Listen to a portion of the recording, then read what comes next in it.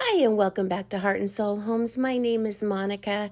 In today's video, I am sharing with you my spring and Easter decor from my front patio throughout my home.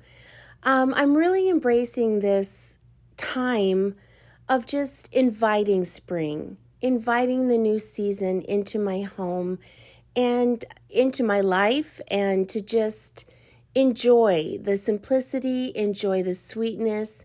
I spoke in a video before where spring, to me, the word that comes to my mind is just sweetness. And so I wanted to reflect that in my home and its decor.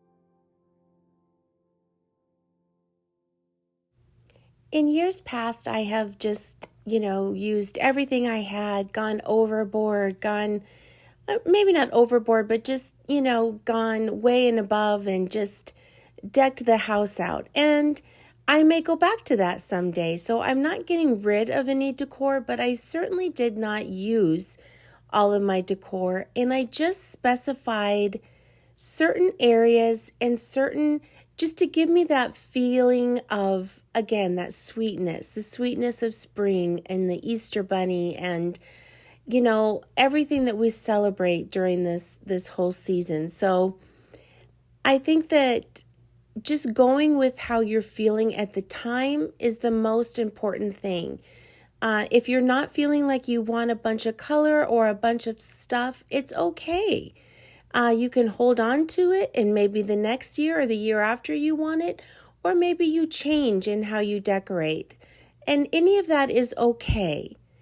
Go with, when you're decorating your home for regular, just everyday decor or a holiday type of decor, just decorate the way you're feeling, that makes you feel good, that represents who you are, and it will so come through in your home.